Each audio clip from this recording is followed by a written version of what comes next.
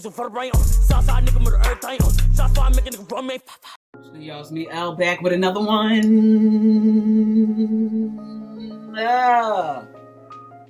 Bridging the gap, niggas. So I'm back again. Q&A. I was supposed to post it yesterday, but it is what it is. I told y'all it was my weekend off, and I enjoyed every fucking minute of it.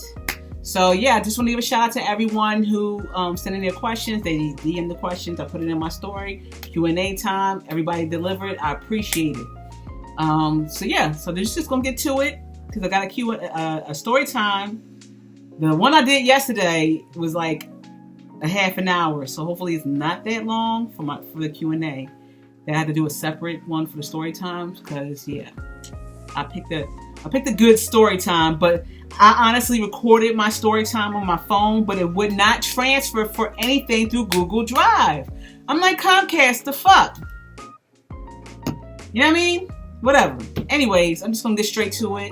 But then again, shout out to everybody who participated in the Q&A. I really, really appreciate it. You know, so because it gives me it makes me feel good that y'all want to know more about me, even though my story time is hilarious. So it is what it is. So yeah, let's just get to it. So shout out to Forever Batman. What's your name? My name is L. My chosen name is L. When I tell you my government, fuck no. I don't like my government. I try to change my government. When my mom was here, God rest her soul, when she was here in physical form, I brought it to her attention before I made my move.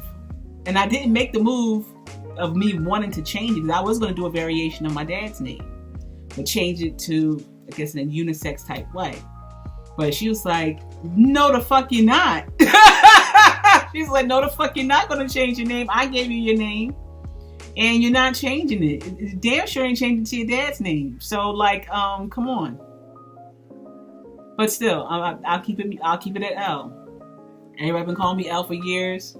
Back then, people was calling me Liz because back then, and when I was performing on stage, my stage name was Lizzie Borden. Why Lizzie Borden? It was around the time of Eminem.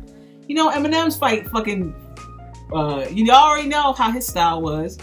He was one of my favorite fucking MCs. Him, Nas, and Big Pun. That's it.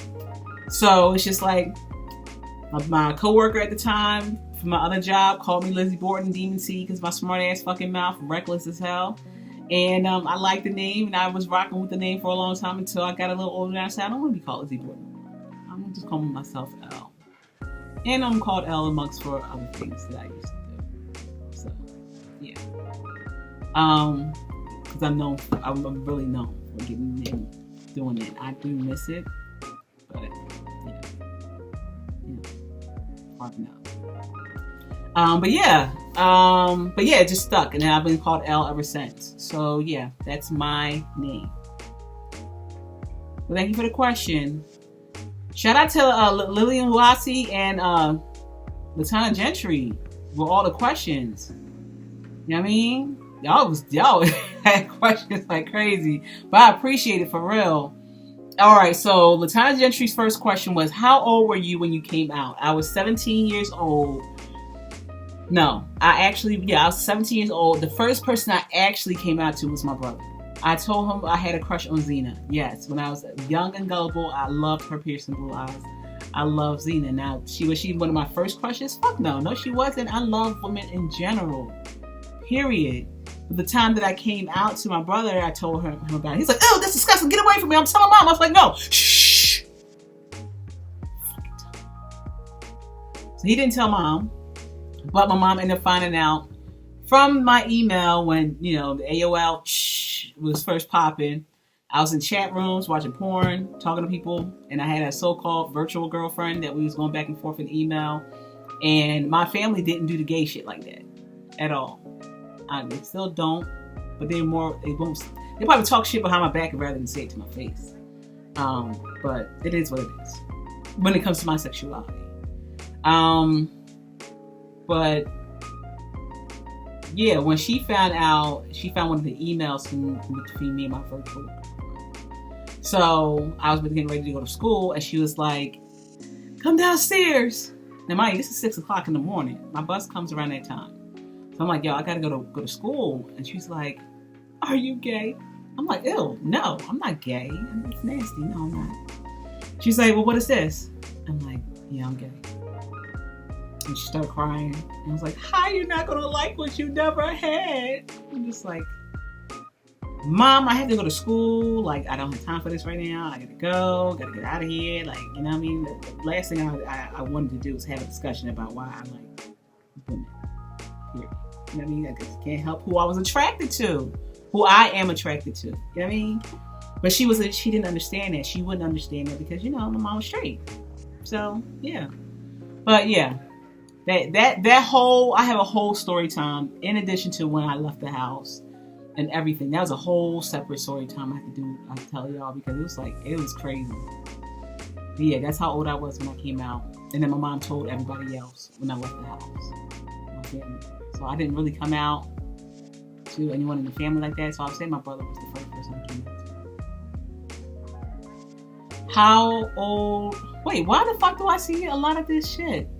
How old were you and came out? How old were you and came out? I know I didn't do this like 3 times. Where is the craziest place you did to do? Okay. There are many places that I've done to do in public. I didn't give 2 shits. I didn't give 2 fucks about where I did to do in public. So I would say one of the most lit places I did to do at is, let's see. The most lit places I did to do, the place was on top of the lifeguard tower. I got that like done in the pool, done in the public, you know what I mean, in the garage, like it was a garage, you know, downtown, in a restaurant. It's like, it was random fucking places. We didn't give a fuck. But the most lit one was like in the middle of the night. Me and John, the one I said in the previous story, we went to Wildwood. And it was me, my boy, and her girl. And then it was me and my John. Well, my smash buddy at the time. And we was like, as soon as we touched down, we was fucking everywhere. We even fucked in my boy's room. She don't have no clue. We fucked on their dresser, on their bed, everywhere. Every fucking where. There's a pull out in the motherfucking front living room. We we got it in right there. The fucking hotel, damn pool we did. While another couple was, man, the other couple, that lady was talented. She was giving her dude head under the water, like in the pool. I was like, yo, she's talented as fuck, and she didn't come up for air for a little bit. I'm like, damn girl, go ahead. I give you a standing ovation for that shit, because I'm like, yo, God bless. I never ever heard of, I heard of stuff, but I never actually seen it until that day. Someone doing that. So both of us, me and her on this side, and they on that side. And meanwhile, the family that was in the pool got out and dipped off because they was like, "What the fuck is going on?" So one night we was like, "Yo, we ain't doing nothing. Let's go out to the beach and just do some, get it in." So we got it in on the beach, but she couldn't get on the beach too long because Sam was getting in her ass, and we was laughing about that shit because she was like uncomfortable. So I was like, "All right, well, there's a lifeguard tower, or the long big chairs or whatever." So we climbed up there, middle of the night, no one's on the beach, whatever, and she's riding. And I love the whole vibe. The only vibe is just like, it was pitch black, and all you can hear was like the waves crashing. All you can hear was like moonlight. It was just all you can. It's pitch black as far as you can see out to the ocean and all that stuff. It was just like, it was a vibe. That was one of the most lit experiences for me so far. And I'm not even gonna say anything. Anyways, but yeah, that was one of the craziest places I could do. 1,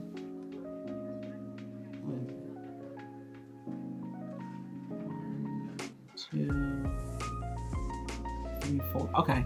What was the craziest lesbian experience you ever had? And these are all the Tana Gentry, the Queen Tana on IG, her questions. So it's like 4 questions. So this is the 3rd one.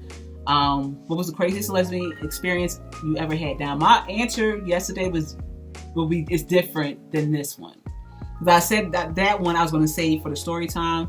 But the craziest lesbian experience I've ever had was me adjusting to being a stud. Like, I had my straight back, so I had my Cleo braids. I was rocking them, you know, and then just like, you know, adjusting to, from being tomboyish to being a stud. It is an adjustment because she's like, when I was changed, it's like, man, people gonna be looking at me, da da da. And I'm like, you ain't no fucking mind, like, like, you know. But it was an adjustment. So I wanted to get my first haircut. At the time, I had like my straight backs or whatever. So I'm like, you know, talking to Jones, I was like, you look so sexy with a fucking low boy. I'm like, I can see that. I can see that. I like that. I said, I don't like having, you know, my straight backs. I just like, let's keep it simple.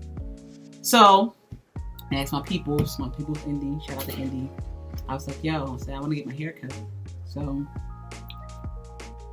this is my people's at my job. And my one of our coworkers, she went to this place downtown. Now she referred me to this place downtown, right? I went down to this place and I was there for hours. Meanwhile, I'm seeing it was a salon. I'm like, I didn't put two and two together. I didn't know any better. I honestly didn't know any better. I got in there. I'm sitting. My boy sat with me for a while till it was time for her to go. So I'm like, all right, whatever, you out. So I get in the chair. I told the lady what I wanted. So I wanted a haircut. Right? So when I'm sitting in there getting my haircut, I start seeing her pulling out all these things. I see a flat iron. I see the hot comb. I see all the curling. I see all this stuff being pulled out. And I'm like, I asked for a cut. Like, I don't know what the hell's going on. I paid for the shit. When I seen that mirror, the mirror, she pulled up the mirror to show me. I'm like, what the fuck is this? Now, I didn't even say anything at the time. I honestly didn't say anything at all. Because I was honestly shocked what the fuck she gave me. She gave me a Missy cut. Now, mind you, this is around the time when the Che Guevara shirts was popping. I had my Che Guevara shirt, my thermal, my jeans, my Timbs. I was rocking them, walking down. I was stay downtown walking. Do you know the confusion on people's faces when I walked outside? There was a whole white family that seen my fucking hair. I had the Missy cut. Right here. I had that. Yes. I'm walking down to the street. My boy like, yo, where you at? I'm like, yeah, I just got out the shop. Now, this is my other boy. Just got out the shop. She said, all right, I'm about to pull up. All right, cool. She pull up. I get in the car. As soon as she looked at my ass, like looked at my head, like my haircut, she busts out crying. She bust out crying. She was in motherfucking tears. I see like she was crying for a good while. I was so embarrassed. Can you imagine my dyke ass, my lesbian ass with a fucking Missy cut with everything else I had on? Like, no, dog, no. Like, I was like, yo, no. I rinsed that shit out that night. The next thing I told my people was like, yo, just come from the barbershop around my way. Got my hair cut, points, everything. Sharp as fuck. So that would be the most craziest lesbian experience in a sense that I've had. I've had a lot of, experiences. It was like, But that was one of the craziest. Because I didn't ask for no Missy haircut. Nowhere, anywhere did I say that. But they probably just like, oh, she wants a haircut. Then that's not feminine. Let's just give her what I want to give her. Bitch, no, I paid you. You see what I'm saying? But, that was me being gullible. Because right now, if that same shit happened, I would have fucking snapped. I am completely different than how I was then. But yeah, that shit, yo. Yeah, that's all I gotta say. Alright, so the next question is, have you ever had a stalker? I had women that did stalker-ish things, but I never had like a stalker. Like a stalker-ish things is doing pop-ups without asking. I can't stand pop-ups. I cannot stand pop-ups for the life of me. Especially if I stress, I don't want to be bothered, and you still pop up. I cannot stand pop-ups. So I had Jones that pop up. There's a few Jones that I dated or talked to. We have talked to on the phone, and Joan, like I said, when I lived in South Philly, this Joan would pop up out of nowhere. I'm like, yo, like to the point where some people's like, yo, this shit funny as shit. Like this Joan pop up behind a fucking bush. She'd be walking like that's how often she was popping up in my house, and we wasn't even fucking dating. It was one of the Jones like, you know, when you're talking to somebody online, she catfished me. She catfished the fuck out of me. Oh, well, you know what? That will fall under the craziest experience. I had 2 catfishes that happened, 3 catfishes that happened. But the 2, this one, she sound good as done. This is when Party Line, you know, Party Line was lit. And she sounds sexy as fuck on the phone. But when I seen her, I was like, no, the fuck not. Why the fuck did I give you my address? And that was the no sign right there. And she was doing pop-ups. So I had to blame myself for that. The other John, she was in the heart of North Philly. And I went to see, why did I go to her house, my gullible ass? I went to her house, deep as fuck. This was around Susquehanna and Dolphin. I got down there. I was like, yeah, such and such here. She was like, yeah, she's in the basement. I'm like, basement?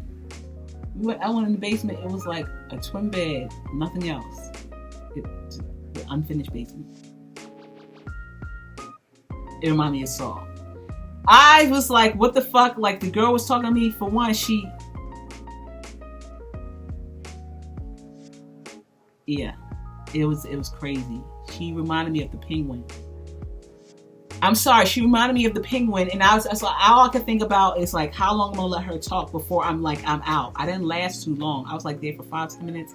I was ghost. I was gone. Like, you know, she's like the cross between Powder and fucking the Penguin.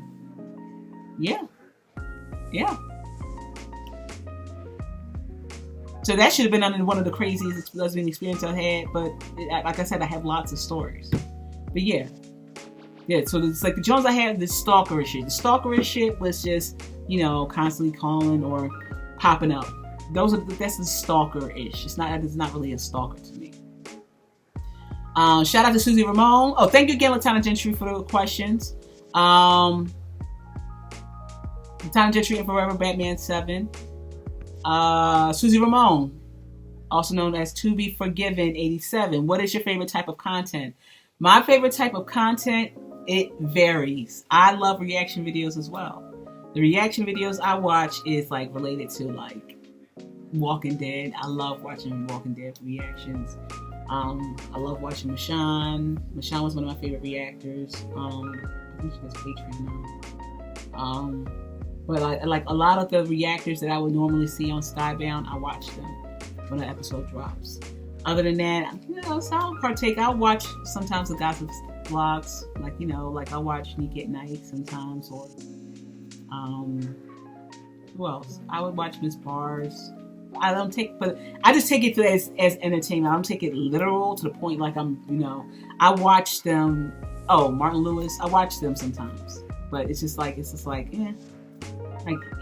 it's cool. They do what they do, but it's like a guilty pleasure, I would say, in a sense.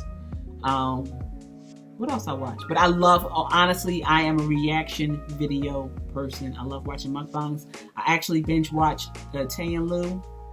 I love Tay and Lou's videos. From what I've seen so far, I love their videos. Who else? Oh, I love watching spiritual stuff. So let's say like Ralph Smart, like motivational stuff. I love watching tarot card readers. So I watch Olivia Love, Empress Bella. I love watching Queen Prodigy. Love watching Brene Reeds. Like I love watching that type of content. So it varies. What I used to watch paranormal stuff on YouTube all the time, but to the point, I was like, you know what? The more I'm getting connected spiritually, the more I realize that kind of stuff is disrespectful. Because when you know for a fact that our ancestors and people who transition are still here, it's kind of disrespectful watching that shit. And that's why stuff will happen. It's disrespectful. You know what I mean? Can you imagine you trying to mind your business? Like, you know, you don't feel like being bothered and somebody coming there with machinery and talking all this shit like to try to rile you up. That's bullshit. That's disrespectful. So I don't watch that stuff no more. But yeah, for the most part, reaction videos, the tarot card readings, the motivational stuff for Ralph Smart, and what else? Oh, instrumentals. I will listen to instrumentals all day. All day. until I hear one that's really catchy and I write a song to. I would say I fell off from watching that kind of stuff sometimes. Easy Natalie page. This is from one of the fan pages. Easy Natalie. I shout out to Easy Natalie, and because she asked the same question that Twins did. Is you single? I shout out to Lillian Luhasi as well. I am single. I'm actually single. Usually I'll be smashing something like crazy right now. Usually I would be. But lately, honestly, for the past few years, although it was like, I've had my fun, but it's just like, yeah. Like, if you know my body count, you'll be like, yeah, I get why you feel that way. I'm like, yeah, because I'm just like, it's been there, done that. I'm focused on growing my business. I'm just focused on getting my future set up and automated so I can make my money while I'm asleep. And then, once it's automated, then I can worry about smashing something to smoke around. But, I have my fun here and there. I'm not in the mood to be in a relationship per se. Like, if I meet someone who's on the same vibe as me, and if it grows into something, then that's what's up. But I'm not looking for anything. So yes, I'm single. Let's see. 5 words to describe you. 5 words, I would say I'm funny, intelligent, laid back. What else? Funny, intelligent, laid back, loyal to a fault, and an asshole. I can be an asshole. Like, I don't see that side. Y'all see when I'm like, joking around and stuff. I can be mean. I can cut deep. That's a Libra trait. Like, we can be fall funny, haha, hee hee hee. But then we're asshole. People like, I don't like you. What else you want from me? I am me. So I would say I had those traits. Loyal to the fault to the people I really care for. My top 3 fears. I do not like deep water. What else? Deep water. Sharks. Sharks always been a fear of mine. And the third one is failing. Like, in something that I have a drive for. That's a fear. But then again, it's a fear that I don't really pay attention to. I just go for what I need to do, and if it doesn't work out, it doesn't work out. But sometimes in the back of the mind, that's a fear in a sense. And where do you see yourself in the next 5 to 10 years in terms of marriage, kids, success? Do I see myself married? I don't know. I was telling my friend yesterday, I said, I love women. I think women is one of the best creations that the universe ever created. So it's just like, I although it's ideal that I would want to be in a relationship and be married and all that and have that picket fence, at the same time, I'm so like Libras, we get bored easily. I get bored easily. Like, it's like an ideal, like, oh, okay, we're doing this, and after a while, I get bored, and I'm like, okay, what's next? So, I love women. I just do. That's why I have my fun. I'm fine with having fun and then keeping it pushing. Like, and trust me, there's been people that I was intimate with who wanted to take it to the next level as far as talking and making it more. But I'm like, like, I've been in relationships, and I'm like, yeah. Sometimes I feel like that shit is not for me. But in the back of my mind, it's just like, maybe it's just the fact that there are lessons. Maybe I didn't meet my person yet, and that, that's always something in the back of my mind. But in 10 years, I see my businesses flourishing. I see the YouTube flourishing. I see my fashion line flourishing. Anything I'm putting my effort in, as far as creating something for my future, that's where I see myself at. Kids, I can't see me having kids or taking care of any kids. Marriage, you never know. But I can say shit now and shit can change like down the line. So, but as of right now, my focus is business. My focus is on, I want to have a piece of land and, have an Airbnb on it, have a community to help people get on their feet. Like, that's the type of shit I'm on. I'm not on anything like, what's love mean to you? What's love mean to me? There's elements within love that I feel like is love. Let's just say loyalty, Let's see, honesty, trust, communication, all that ties into, and the feeling in general is love. Like, because people can tell you, like, I love you, I love you, I love you, I love you. It's easy to say I love you, but where's the effort behind it? You know what I mean? Where's the effort? Because, you know, you can be with somebody and be so comfortable and to, you know, reveal yourself, like be open with yourself with them, and then come to find out that you gave yourself to the wrong person and wasn't trustworthy enough. You're like, damn, like, it's like a regret. It's like, there's so much that goes into love. To me, that's where I see the elements is. Trust, communication, honesty, loyalty, and the feeling within itself of love. So yeah. Let's see. I have one more question. Shout out to Sammy Darton. What's your favorite things to do you love to do besides doing YouTube? I think you asked me this the first one. I think you did ask me this in the first one.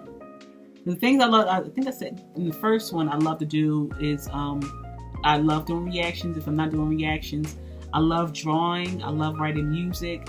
I love anything that has to do with creating something. I love to do. My favorite animal. Oh, and what is your favorite animal? My favorite animal has always been a lion. As a recent, I'm starting to love elephants, but I love lions. It's just like I always did. It's just the way they would walk. It's just like confidence. It's just like, God, fuck out of here. Like, it's just like, this is just the strength. It's a source of power to me. It's just like a lion. I always wanted to get a lion's head. At the same time, I'm like, yeah, that'd be cheesy. But I just love, that's my favorite animal. I think that's it for the questions, though. Let's see where we at. Almost 30 minutes, 27 minutes. 3-minute difference. But whatever. Thank you, ladies. Thank you. Forever Batman 17. Shout out to Queen Tana. Shout out to Lily Luhasi. Shout out to Susie Ramon, To Be Forgiven 87. Latana Gentry. Shout out to Easy Natalie and Sammy Darton for the questions. I will be doing another Q&A sometime. Randomly, you'll see when I do another one. But thank y'all again for participating. I appreciate it. The next video is going to have to be the story time. It was 2 story times in 1. So that's going to be the next video. All right. So yeah, that's my look. I'm so used to saying that's my reaction. That's my story. I'm your host L. On to the next one. What do I always say? Be yourself. Be yourself. Be your motherfucking self. Fuck who? Fuck who? Fuck everyone else. I'm your host L. I'm out.